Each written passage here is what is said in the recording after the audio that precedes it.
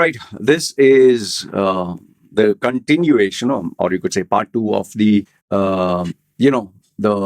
famous Bollywood superstar who booked my session, including his friend.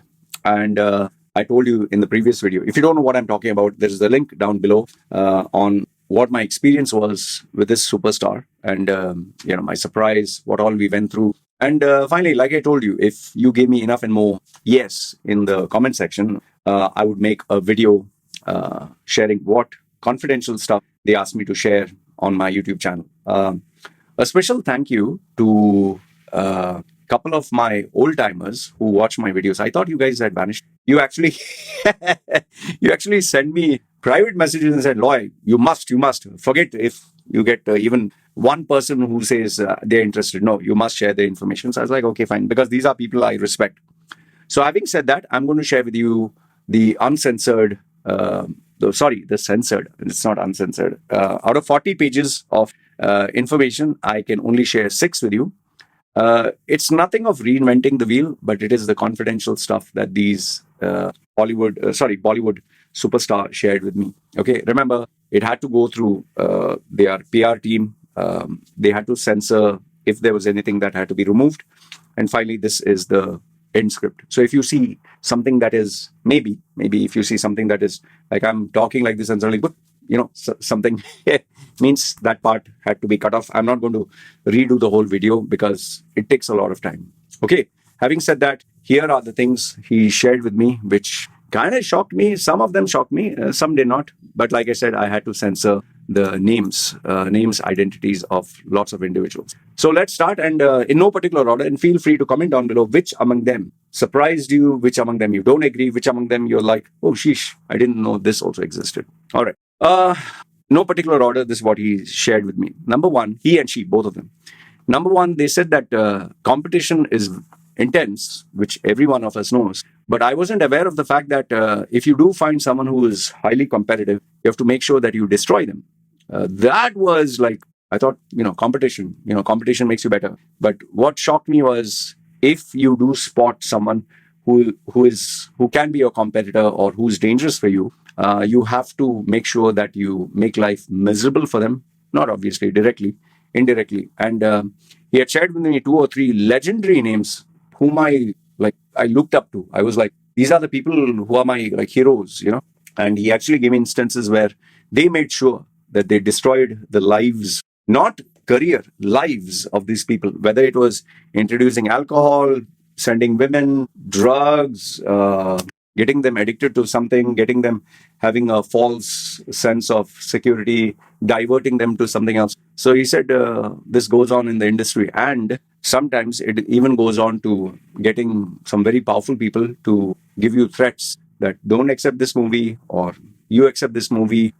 And even though they know that this movie will flop, you don't have a choice, because if you have to be in the industry, you have to listen to the who's who. So the part of killing competition to the extent where they can even destroy a person's life, that was a shocker for me. I never thought that existed at such a level. And he said less than at the lower levels, it's at the high levels, the big names, the really big names. You cannot come into their turf or their territory. And the biggest mistake you can make is if they want a role or they like a role or some role should be given to somebody else and you are adamant of getting that role, that's the last for you. That was one. The other thing about competition is he said that there were many times where this guy, being such a mega star, he said he had to go for sometimes 100 auditions in a month. 100. I was like, bloody hell, you have to go for auditions. He said, it looks very glamorous. It looks like we don't give a damn. But we have to go for an audition, and you cannot be more powerful than the producer or the director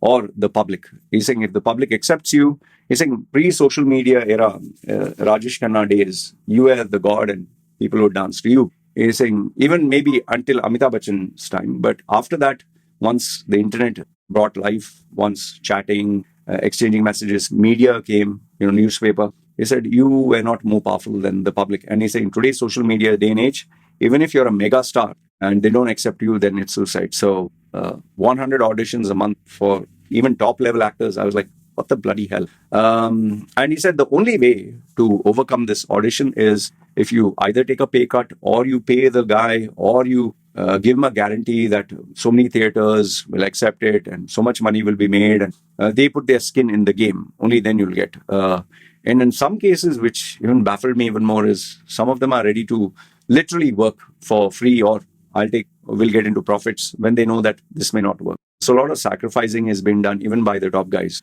They are hardcore businessmen. They have consultants from abroad, not just India. And the other things, references is very important, proven track record. You must have a godfather and you must have a social media clout. In fact, many of them have dedicated companies and dedicated influencers paid for under their pay scale in many places. Okay, so that was point number one. Next one is, he said the financial instability and the sky high cost of living. You cannot get roles if you're not visible. You cannot stay, let's say, for example, you cannot stay in a cheap part of Madras, or let's say you prefer to go to Pune and live there. He's saying if the who's who are in Mumbai or Los Angeles or Las Vegas, you have to be there. Wherever the action is, you have to make yourself visible. And he said this doesn't come in cheap. You have to, he's saying people even judge you based on whether you're going economy class, whether you're going business class, first class, which airline are you flying, which hotel are you staying, what are you wearing, which brand, which shoes, where did you get your hair done, what jewelry you're wearing, food, transport. He said all this can eat into you. And he said sometimes you get a paparazzi that is following you. Sometimes you have to pay the paparazzi to follow you. Sometimes you have to literally create a false narrative and bribe these guys to be there. Like, oh, I accidentally came out. Oh, I was wearing the see-through dress. Oh, you can see you can see through my dress. Oh, it's an accident. All this is very well planned out. And he said, if you are thinking of promoting yourself as a very powerful individual, successful, he's saying every normal meeting can go, just the interaction and the alcohol and the food. He's saying minimum is $1,000, even for a few minutes. He's saying that is the kind of money that has to be thrown. Many actors, he also told me, have side gigs, side hustles. They literally do other jobs for other people, and sometimes they even work for the big guys for free. And he said, you just need one bad month or one bad incident that can be bye-bye for you. He also mentioned that veterans, a lot of the big names who have been in the industry for 20, 30 years, they too face, the challenge of being relevant. Many of them, there were some who gave really bad interviews and they got blacklisted permanently. He told me not to mention the names. And he said, it's forever irregular pay. Okay. The stress is just too damn crazy. And even if you get paid, you have to make sure that you keep everyone happy. In fact, he surprised me by telling me that, one second. He surprised me by telling me that he literally pays money to the security guy, to the guy who stands, near the car. He pays everyone. He said, when you make everyone happy, then people like you. He's saying, even if a guy comes and gives me tea, I tip him. So that, he said, and it's very important to keep these guys happy because they have inside information that they share with you. A lot of spying going on, it seems. Maintain the image. Next point. He spoke on some actors. It seems that because they have a big name, they literally have their own entourage that follows. He said sometimes if you book one guy, he'll make you wait, which is very famous.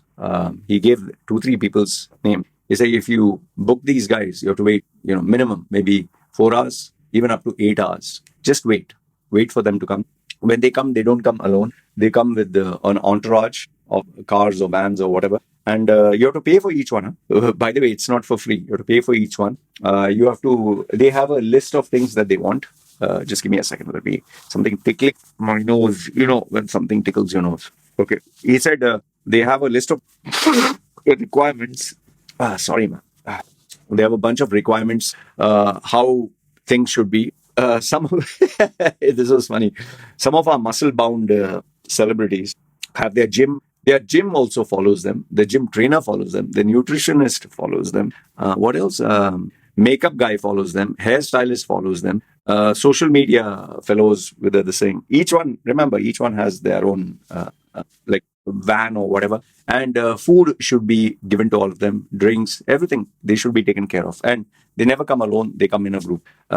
So what he said is, they do this to maintain an image because they believe the more number of people that they bring, the more their images. And what they don't share is they are not paying for it. The producer or the director is paying for all this. So there's cars, dress, makeup. You also get judged with who's coming with you, how many girls, how much money you spend. And yes, some of them even have like a social media this thing where they pay to boost a post of their Instagram or their that reel so that more people talk about it. Next one. He said the majority of stuff that you see online is fake. Fake in the sense it's curated. Everything in the movie industry is based on how relevant you are. So there are fake friendships, fake relationships, fake images, fake promises, fake contracts. He gave me one particular name whom I always thought was a good guy. He said, he said that this guy looks like a good guy. He smiles. He'll take photographs with hospitals, poor people, doing charity. Then he surprised me by telling me, in reality, he is a horrible person, especially when you meet him in alcoholic parties. And there they show their true colors. And most of these parties, it seems, they have these girls who aspire to want to be famous. So they are ready to do anything just to keep you happy. But yes, they have to sign legal documents before they enter such parties. And he said there's no need to pay girls to come. These girls are ready to come.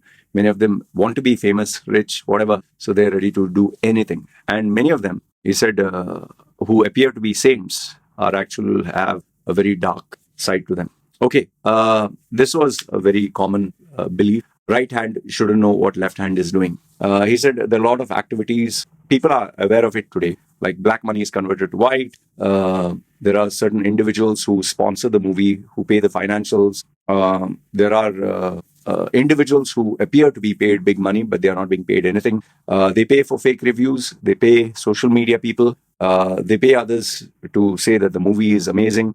They even pay people to, if there are two movies moving at the same day, they even pay others to make sure that the other competition movie is a flop or bad reviews are being paid. And yes, obviously the movies, they always try to make it look like it wasn't a profit, so they don't have to pay taxes, or I don't know how that works. That's what he said. Okay.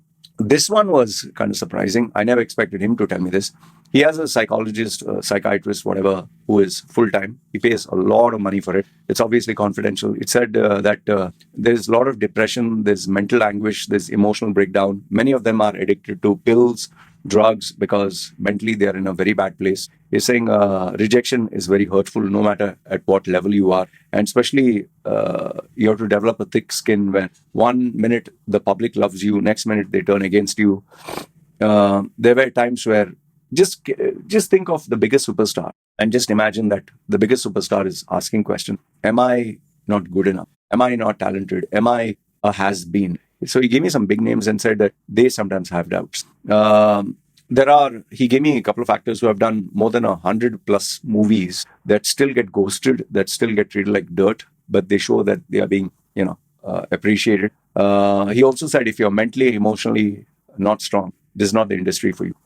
This one also gave me a little bit of surprise. The next point, he said your family has tremendous amount of pressure on you. You're answerable to your friends, your family, your relatives, people you hang out with. Many of them can be very cruel in terms of their judgment about you. Many times his parents have even asked him, what the hell are you doing with your life? How long can you do this? Why don't you just quit the industry? There are many people whose wives, spouses, children, and relatives, they don't appreciate the movie industry at all because there's no privacy. There's so much of pressure. And they face a lot of mockery, especially if there is a bad review or a bad movie, especially children, it seems. Many of them, he said, the family people lose your respect. People make fun of you. They spread rumors and everyone uses you. If you're not able to help them, your own people talk crap about you. Next one that he spoke about was nepotism and how politics destroys talent, which is obvious. I think many people have spoken about this. He said agents prefer talent that is connected. A lot of veterans have been blacklisted because of political affiliations or opinions, or because they were bitching about. He's saying it's all about not just luck, it's about who you know more than the skill. He's saying you can't grow if you do not destroy competition, which I told you before. He said you need to choose your camps and you need to choose your enemies wisely. Others will take credit for your work. And many a times you have to say, a lot of ass kissing has to be done. a lot of indecent incidents have occurred where known directors or known, and they don't just do it like misbehave with female actresses. Some of them even prefer men, which I was kind of surprised over there. Many a times there are actors who they pay the they pay the producer to act in the movie. There have been instances where payment has been promised but not given. There have been times where they had a good role. They started the shooting, one phone call, they lost it because someone else's son, daughter, or a known person was wanted that role. They said you can, if you work with one group or one guy or one camp, you can't work with other. Let's say, for example, think of any director, producer. You work with him. If he doesn't like some others, you can't work with him. You can't say no to a guy you already work for, a rich, powerful producer, director. He can give you a shitty role. You have to do it. Okay. Next one. One flop can derail everything. They have to be very careful what they say against political parties, especially anything got to do with religion. Reporters constantly try to ask you questions to sell, and they take things out of context. He said one bad interview, one bad social media post, or one bombed movie, and he said that's the end of your career path. Maybe you can never bounce back. Bad flops. It's not just the main actor, it's even the team that may not end up getting jobs. In fact, there are very famous music directors and casting agents who, just out of spite and anger that others were getting better opportunities, they make sure that they are blacklisted. Your career is very fragile. One wrong pick of a director, producer, movie, and you'll be just rejected in every audition. What they said is don't just study the scripts, you study who you're working with. Okay. Next point is just because you got one big hit doesn't mean your life is going to be better. In fact, he told me sometimes if you get a very successful movie and a big hit, a lot of jealousy, a lot of hate will grow. And maybe if you're not in the good books of someone who's very powerful, they can make sure that you don't get the next movie role. Don't let overconfidence get to you just because one movie was a hit. The biggest enemy that they are facing, or the biggest challenge, is press, social media, and the fans. A lot of them have fake accounts. A lot of them are trolls. A lot of them, you can't get back to them. You have to show a very goody-goody image. It seems that some of the actors, they give back to the reporters because they've reached a particular level. But when you hurt their ego, they make it a point to destroy your life. Okay. Unless you have political connection, do not insult the media. Otherwise, it seems that your life can be destroyed. The cost for maintaining a business brand, apart from a personal brand, you have to pay hiring managers. You need to have a PR team. You need to have stylists. You need to have trainers. Easily, you can spend up to $10,000 a month. Some of the top guys are spending just to stay visible. Payment has to be given to news articles, journalists, social media social media content creators. Okay. Newbies have to pay for portfolios, have to do multiple auditions, have to work for free. Veterans, it seems, shell a lot of money for comeback and are ready to work even for free. Your self-promotion is a full-time job. You're saying you need to have a business, not just an agency to promote you. Just imagine they're spending $10,000 a month, some of the top guys. Okay. Your success is equal to the ROI, box office pull. Bollywood prefers mass heroes. Hollywood prefers franchisees. Means you can make part 1, part 2, part 3. If your movie doesn't open strong or your movie doesn't have good collection, then they blame it on you. Mid-level guys grind it out in the indie movies. And nowadays, there's a lot of demand for, Netflix and all these people who are making small-time movies. You need to hone your marketability, or your talent alone will not pay your bills. Okay. The next one, which he mentioned, is a lot of free work is being done, but nobody talks about it. This one was a little bit of a wake-up call for me. After you've made the movie, you have to do a lot of work during the movie, after the movie has been shot. You have to promote the movie. You have to ensure people come to the theaters. You have to go to the parties. You have to go to networking events. You have to travel to various parts of India. You have to travel to where the movie is being launched. You don't get paid any money to do this. Sometimes they don't pay you and you can't say no. All is your expense. And you're expected to travel from one place to another. And if you want to take your team, you have to manage their expense. They expect you to do all this for free until the movie is no longer being promoted. Sustained work is a nightmare. I was surprised that big actors, sometimes after they have one big movie, it seems for months they don't tend to have a movie. And if you take multiple movies, the possibility of multiple flops can destroy you. A lot of the good guy image that is being shown of people is just a made up, engineered concept. Hollywood, it seems that you can be killed by your career in Hollywood can be killed by what you say online. Bollywood, they don't keep their promise. You can act for a movie halfway through, they will just shut down the production. Nobody gets paid. A lot of mid veterans are now accepting ads. They even go to parties. They even charge people for a photograph, or they set up a stall like a table and sign or photograph. They charge money for that. Some of them even charge just to appear for, let's say, an event. The time between one movie to the next one, he's saying nobody considers that famine that is there.